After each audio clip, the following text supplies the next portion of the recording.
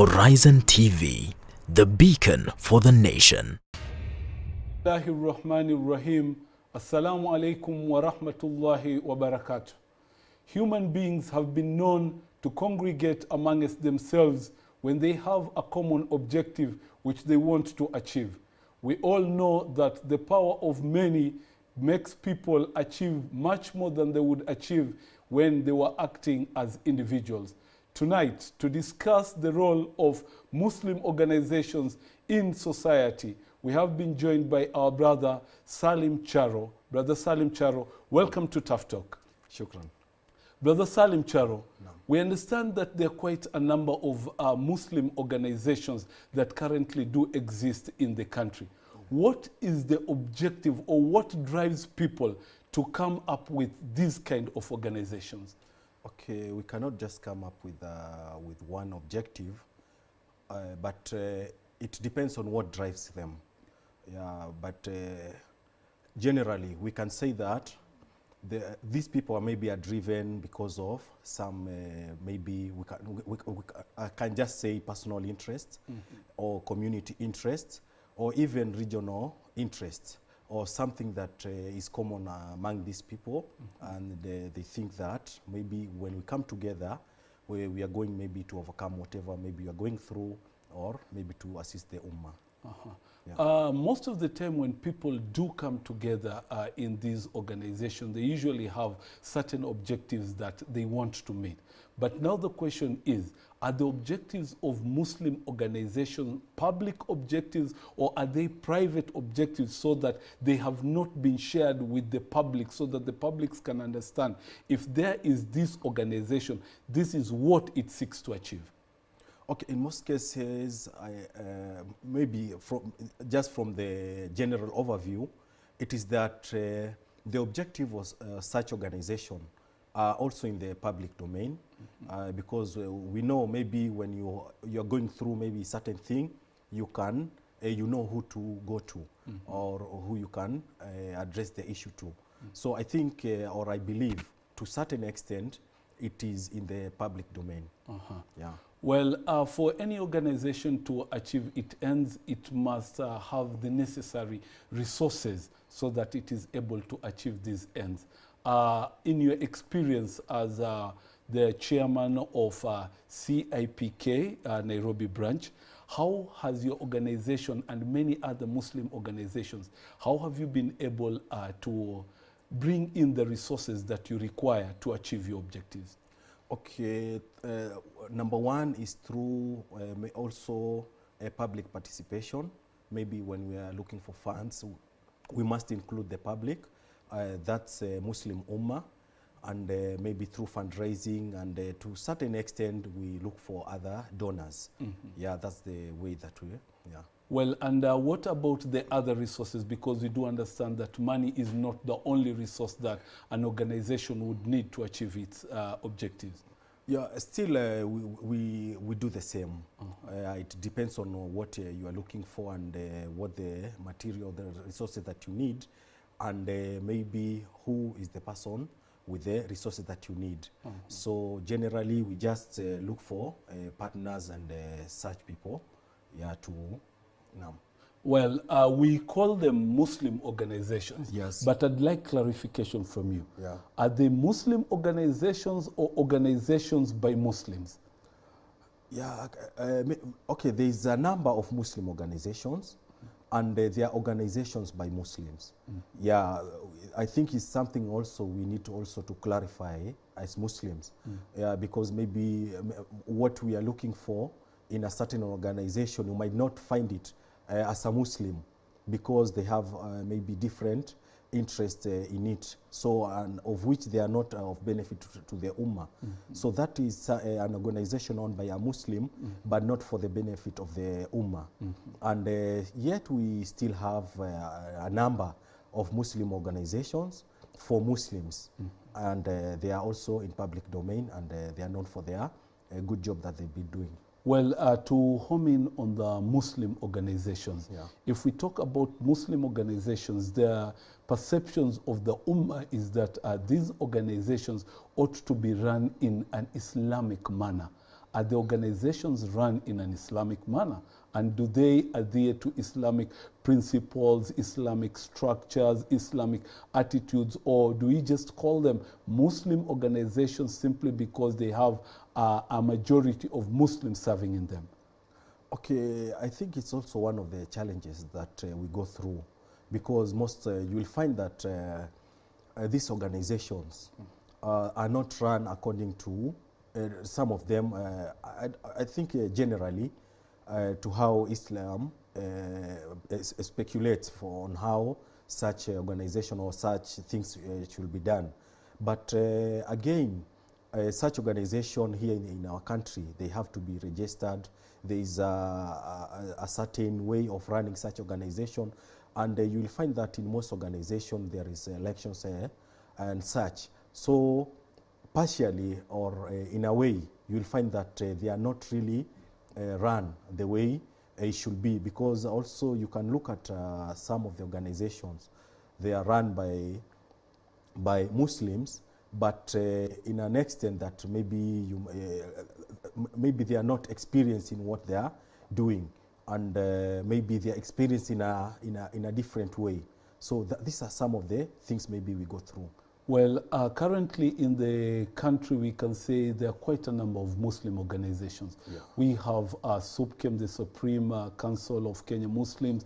We have NAMLEF, we have Jamia Mosque, we have CIPK, which you belong to, and many, many, many more others.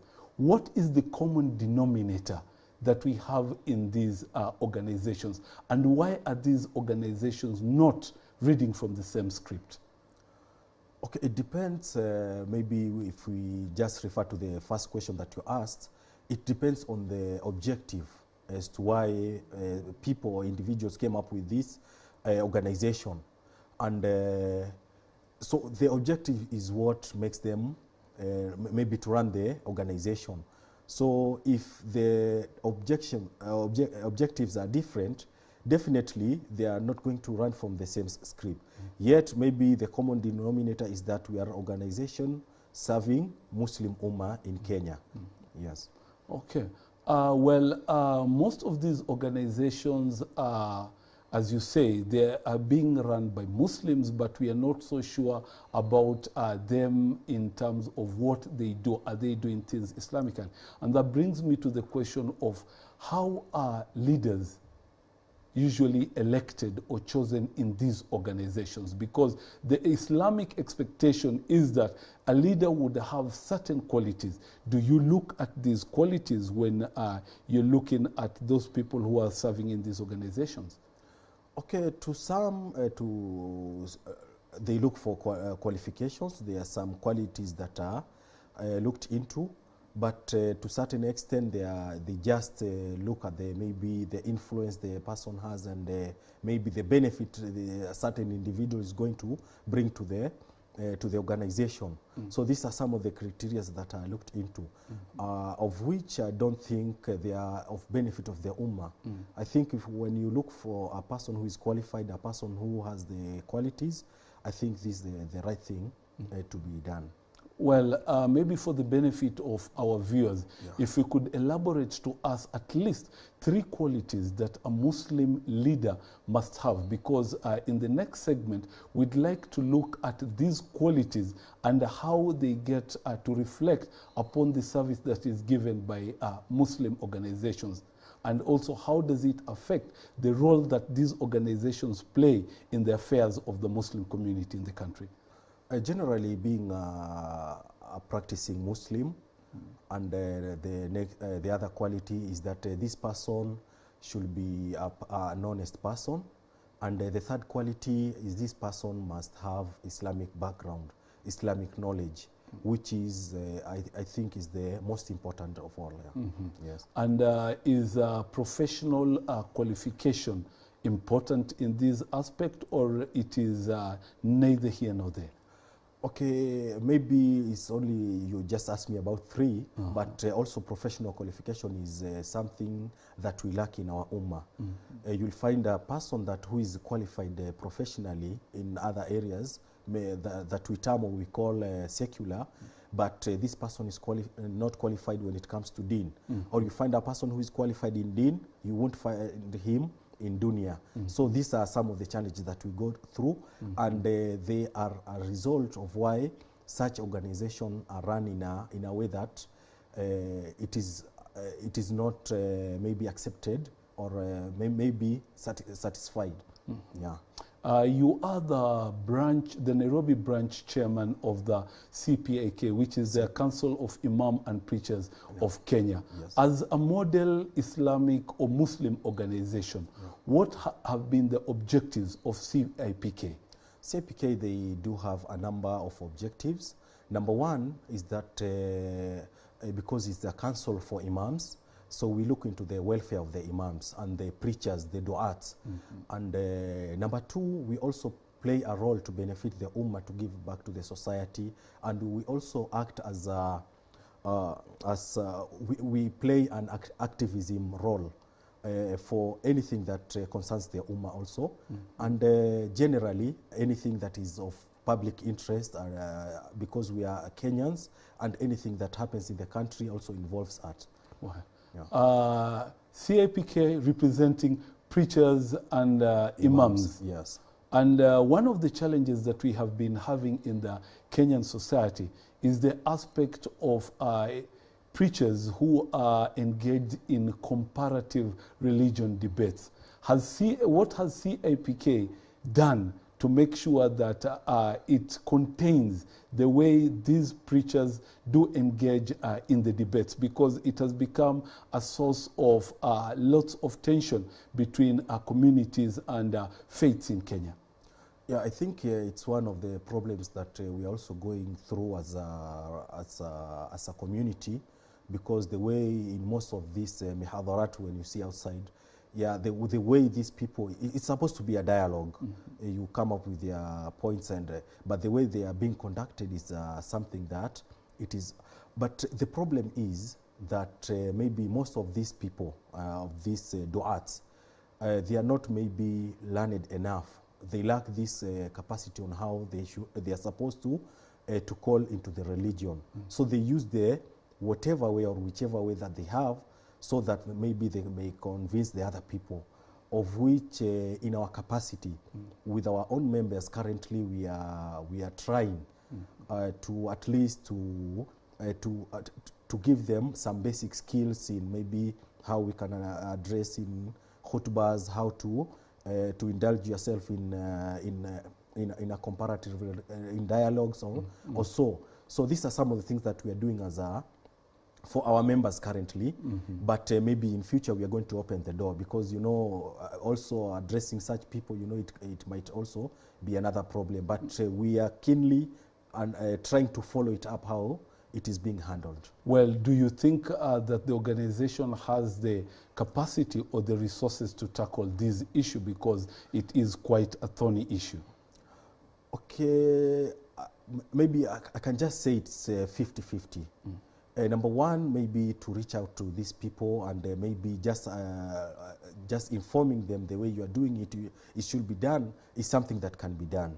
And the other way, maybe the resources that we need, maybe moving from one place to another or bringing them together, maybe also trying to address the same issue might also be a challenge. But I believe it's something that can be done and it can be handled. Well, yeah. Well, we are taking a break, and tonight we are hosting Brother Salim Charo, who is the Nairobi branch chairman of the CAPK, which is the Council of Imams and Preachers of Kenya, and we are discussing the role of Muslim organizations in the Muslim community.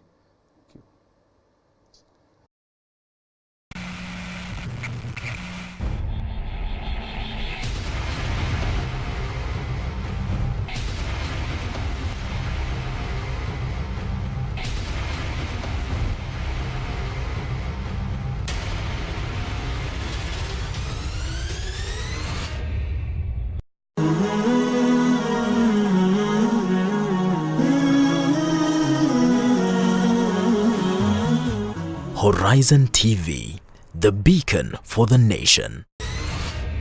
Welcome back to the show, and tonight we are hosting Brother Salim Charo, who is the Nairobi branch chairman of the CIPK, which is the Council of Imams and Preachers of Kenya, and we are discussing the topic, the role of Muslim organizations. Brother Salim, No. Muslim organizations have been in existence now in the country since time immemorial. Currently, the country is going through lots of turmoil as regards the Constitution of Kenya. There's been a clamor for review of the Constitution again. Most of the people are already beating the drums and saying that maybe we need a referendum so that we can have a few issues changed in the Constitution. History tells us that during the review process of the Constitution, CIPK and many other Muslim organizations were very active then. What happened to us that now we have gone totally quiet? We are now silent about these issues.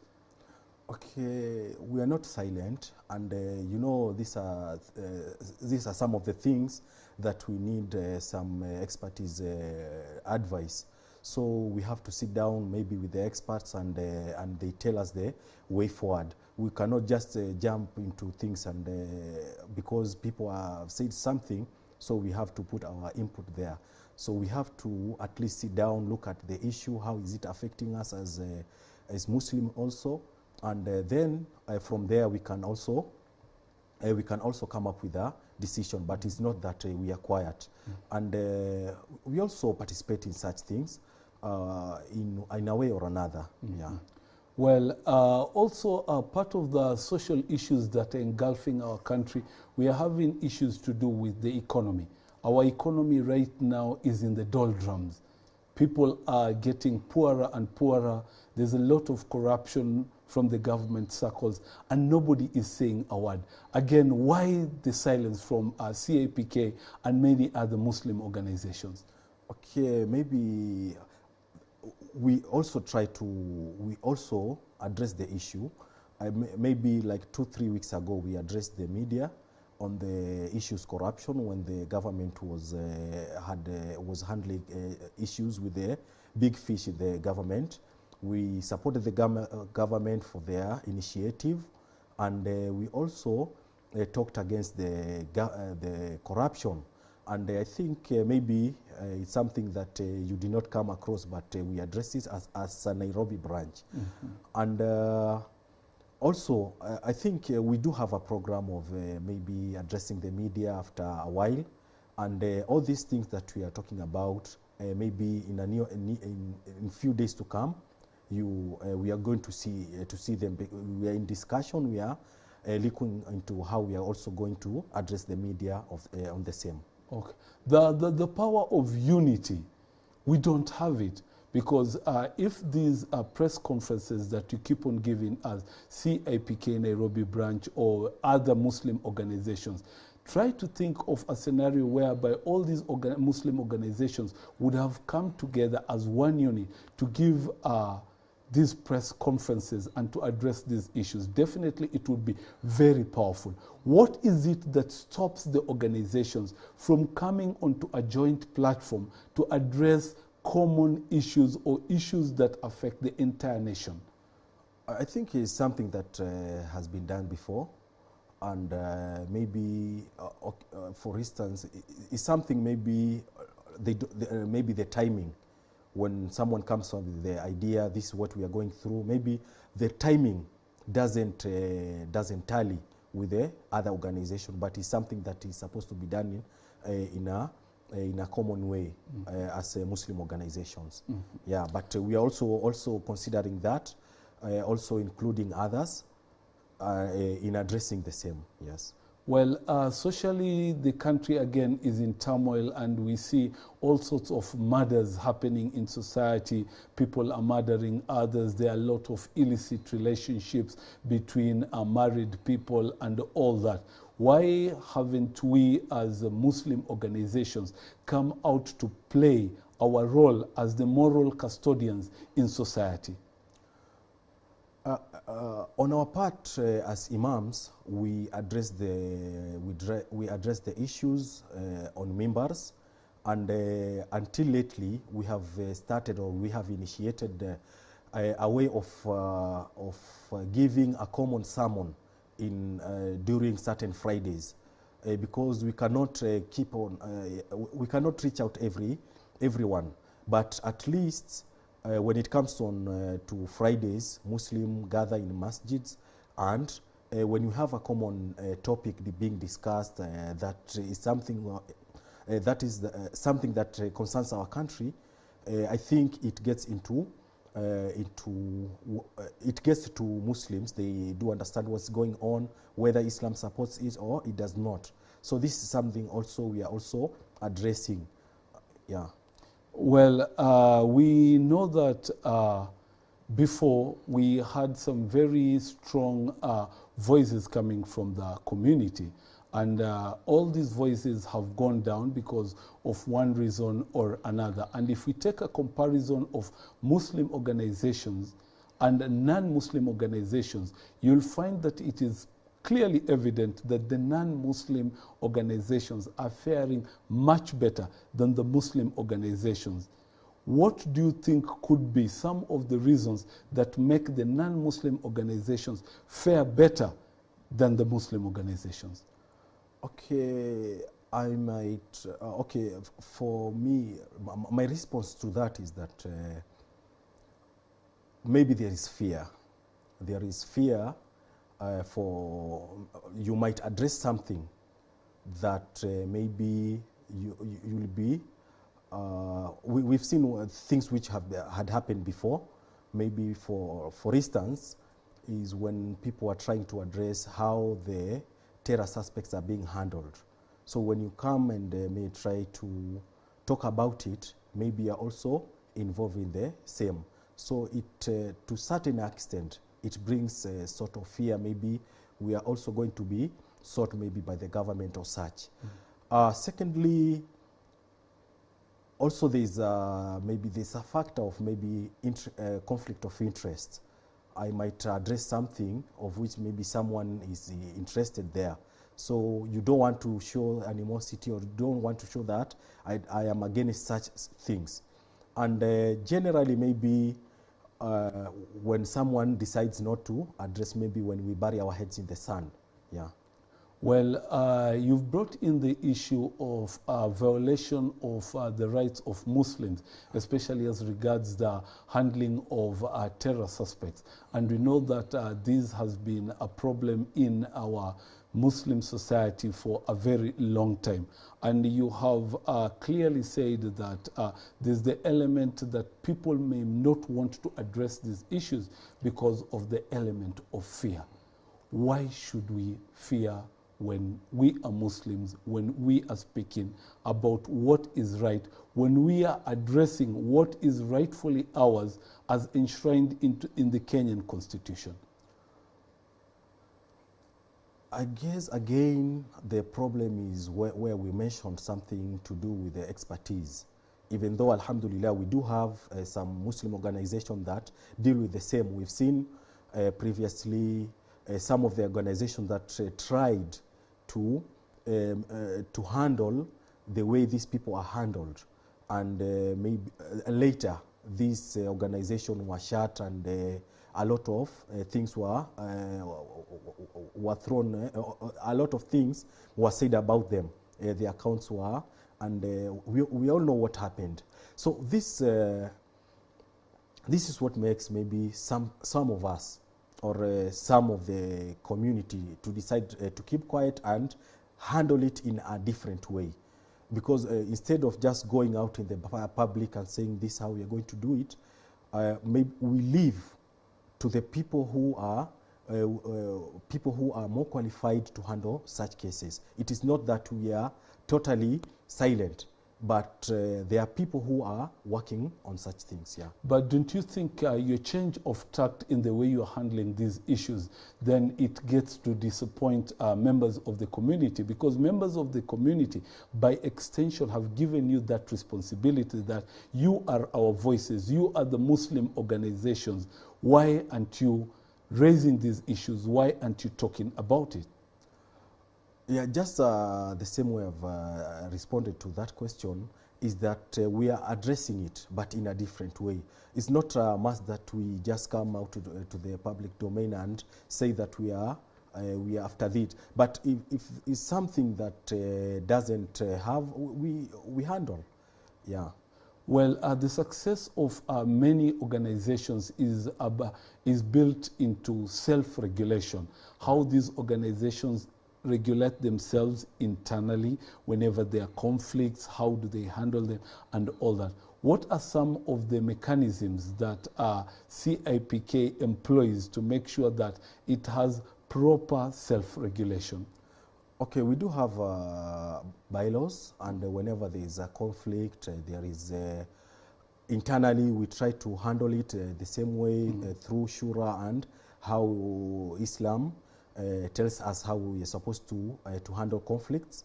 And when the matter goes maybe out of hand, maybe okay, in that instance, we do have the county. The county committee that, or the county executive committee that also handles the issue. So maybe if it goes out of hand, we can also refer it to the involved, to the national committee that handles the discipline. What would be the scenario if, say for an example, a member of CAPK, who's also an imam, commits a criminal offense and there's need for justice? Please take us through what would be the steps that would be taken. Would you let the laws of the country take course, or do you have internal mechanisms that you would employ to make sure that justice is served upon this person who is alleged to have committed a crime, and also to the community in general? Generally, what we do is that such a person is supposed to be, okay, we call for the person, talk to him whether he accepts he committed such an offense. We let the arm of the law to take its course, because there's no way we can associate ourselves as imams, as Muslim leaders with such crimes, with people with such things. But if something that you know, at times there are issues that someone coming with issues, maybe accusing one of our members with such, I think during that point, at least we try to defend and protect our own. Well, you'd be defending and protecting your own, but what about the interests of the community in this case? How are they taken care of?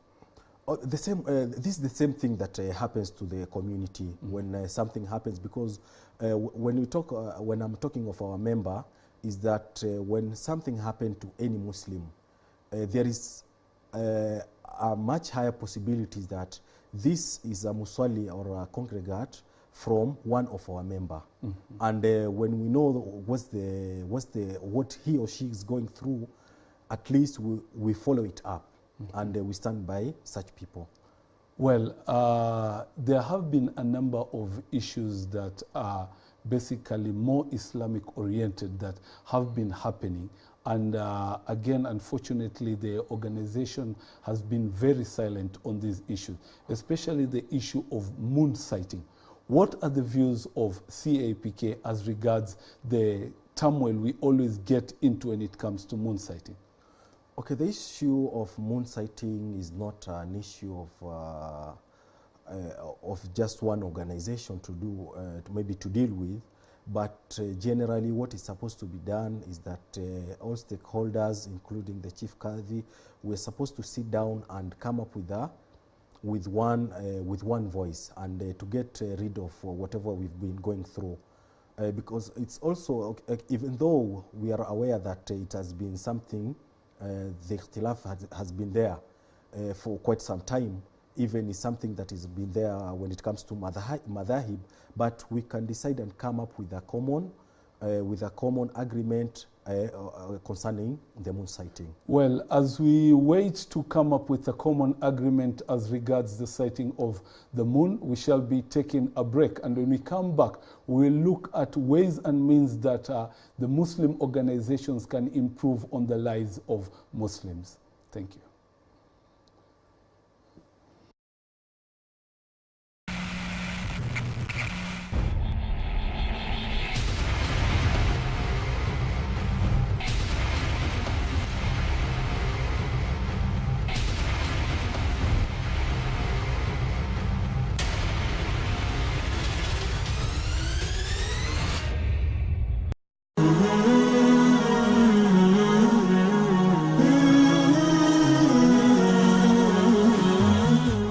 Horizon TV, the beacon for the nation. Welcome back to the show, and you are watching Tough Talk. And tonight we are looking at the role of Muslim organizations in the Muslim community. And we have been joined by the chairman of Nairobi branch CIPK, that is the Council of Imams and Preachers of Kenya, Brother Salim Charo. Brother Salim Charo, before we took a break, we were looking at what role are Muslim organizations playing on the divisive issue of moon sighting. Tell us, where are we with it today, and where do you think we will be with it come the next year when you have Ramadan and again we have another scenario of moon sighting? Okay, yeah, I think it's true. It's true that Muslim organizations are not taking any part in handling the issues of moon sighting, even though it's something that also has bring division all over the world. But in most countries, or in many countries, they have decided to come up with a way in which they are going to unify their people. And I think is this one of the roles that Muslim organizations should be playing. And in our part, as imams, maybe we've not indulged ourselves in the same, but the Chief Qadhi and what he does, I think it wasn't something that speculated in the in whatever in what he's supposed to be doing as a Chief Qadhi. Yeah, that's true. But again, maybe he thought that just like a Muslim leader, to guide the nation towards maybe having a common voice when it comes to handling such issues, of which again you find out that it came out to be something that he was misquoted. People don't see the effort that he tried to come up with and what he was trying to do. But now that we've seen that he's doing something which he's not being appreciated, it is high time that he brings on board Muslims organizations and people who are stakeholders and come up with one voice, with one agreement that this is what we are supposed to do as a country. Because it's a shame also when it comes to certain days that he addresses the nation, he gives his opinion, or he guides the ummah, and then again there is another group of Muslims also talking against him, talking ill of him and such. But I think he's a learned person, he's qualified in whatever he does. He should use his hikmah to bring people on board and Muslim organizations who are stakeholders in this, and we come up with one voice that we guide our people, because it is not of his personal interest, it is not for our personal interest or anyone's interest, it's for the interest of the ummah. Well, nature abhors a vacuum, and we know that most of these organizations, the Muslim organizations, they have come up because there are certain gaps that have emerged in our society which need to be filled. That is why we have all manners of organizations. Don't you think that as a Muslim community, that the time is ripe for us to have a mufti, a grand mufti? Because maybe if we had one common leader for the entire ummah, then we would be able to settle most of these differences that have emerged. My response to that, to a certain extent, it might get rid of such. But still, people remember when I responded to your first question, I said there are personal interests. And when all these stakeholders still have their personal interests and they lack the interest of the ummah, even if we come with a mufti, we come with a grand mufti or whatever we are going to have, still we are going to face the same. In fact, we'll be putting more firewood into the fire. But what we need to have, it is ikhlas. And look at the community.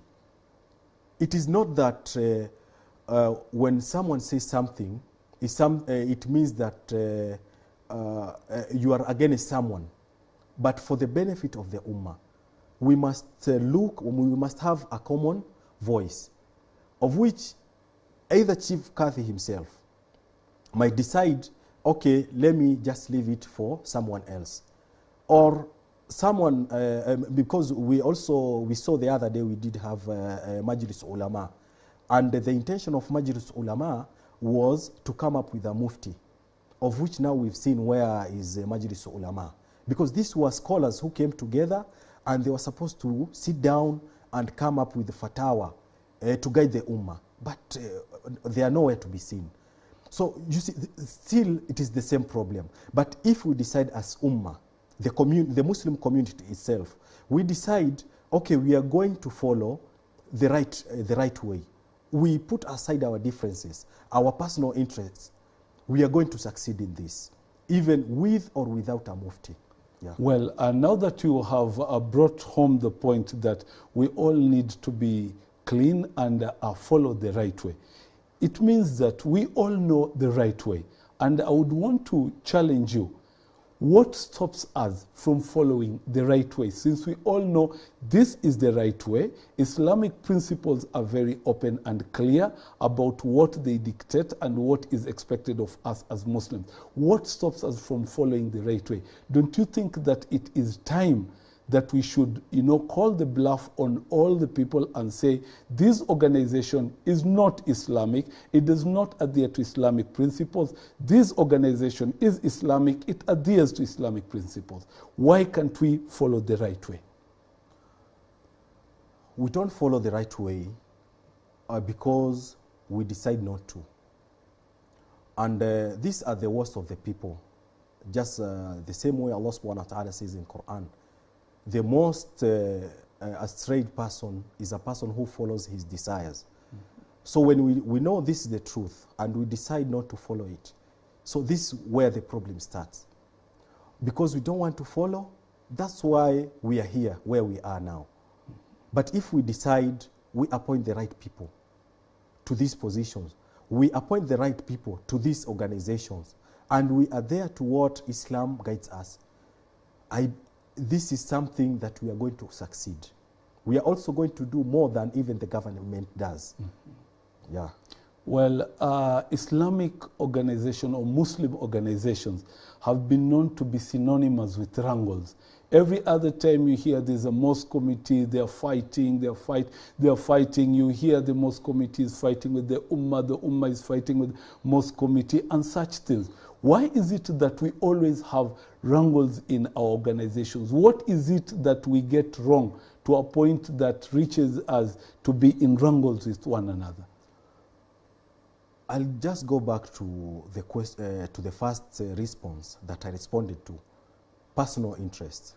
There are people who believe that if I become a committee member of this mosque, I'm going to gain some worldly things. And this is what brings the wrangles. You see, there are people who want to have upper hand. They want to dictate maybe on imams. They want to come up with whatever they have. Okay, maybe, and when you look at most of the committee members, they lack this knowledge, the Islamic knowledge. So to a certain extent, we say they lack the capacity or the knowledge on how this mosque should be run. That causes the wrangles.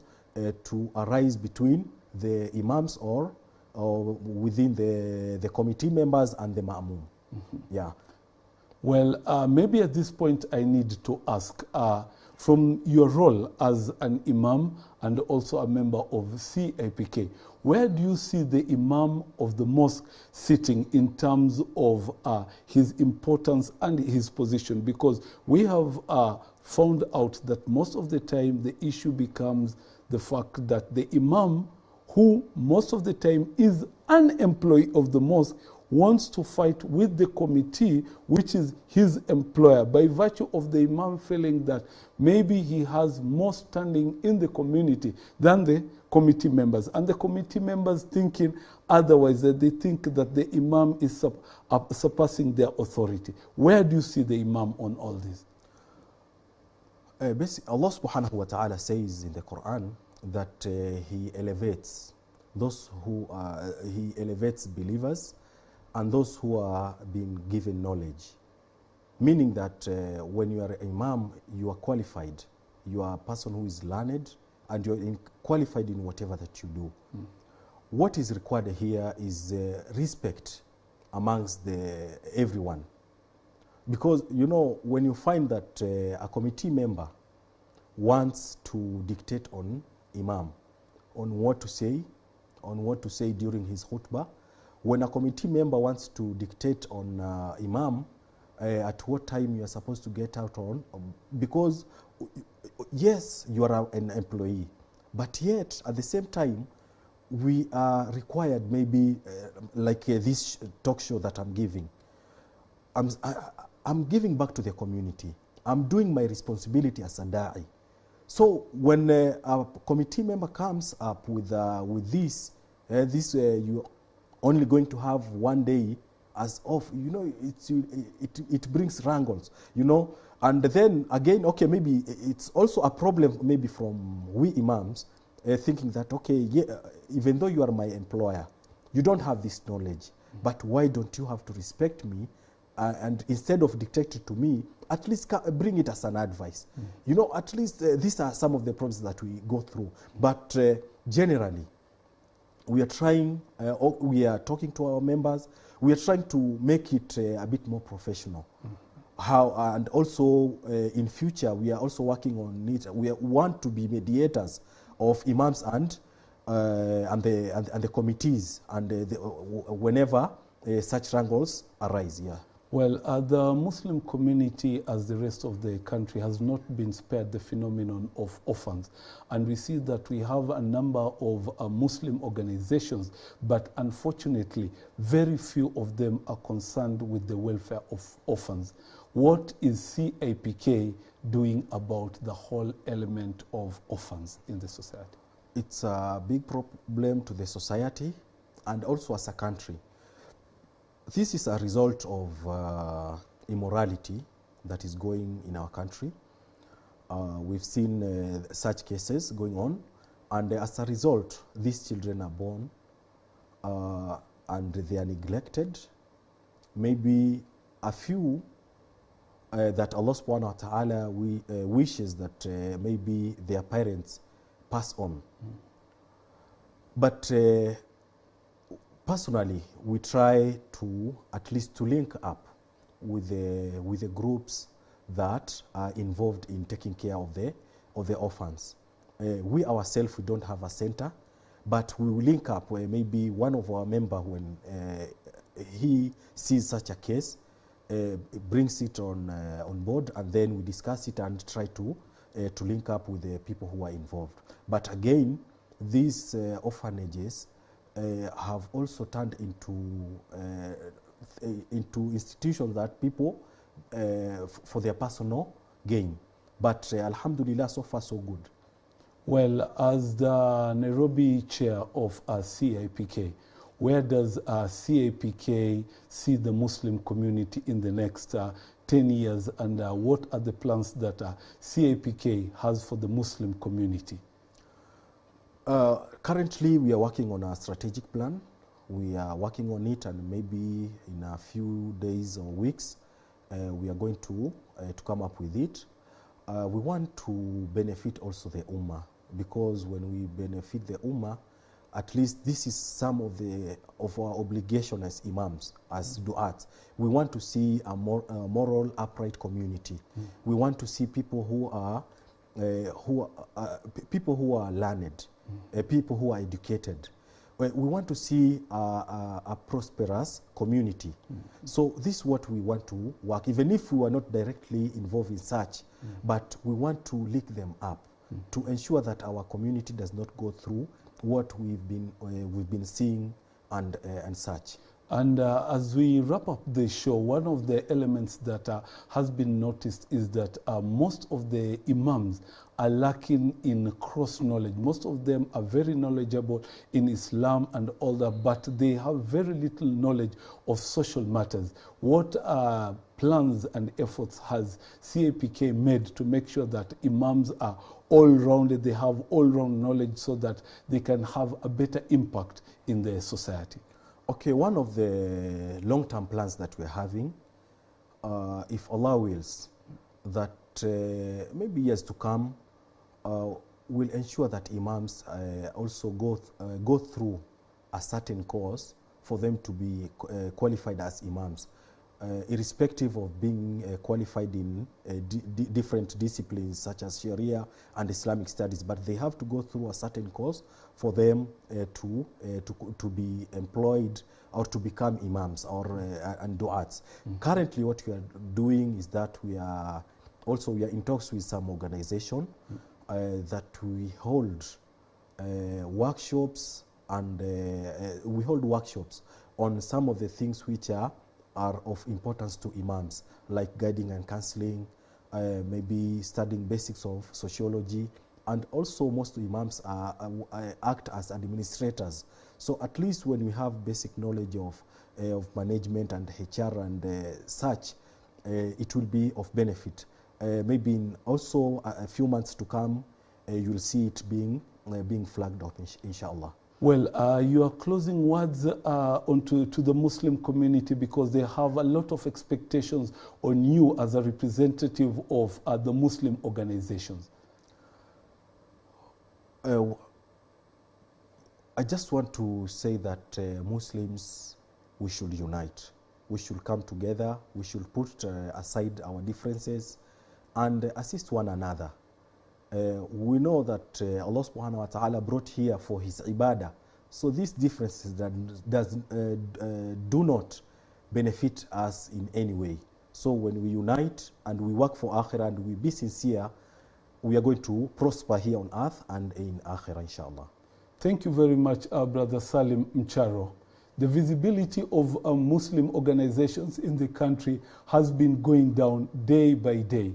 And most of the Muslim community are asking ourselves, where are these organizations? But from what we have heard, the organizations are alive and kicking, and only that they're putting their houses in order so as to be able to serve the community better. For us, all that we need to do is support them to make sure that they get to meet their objectives as towards serving the Muslim community. Thank you.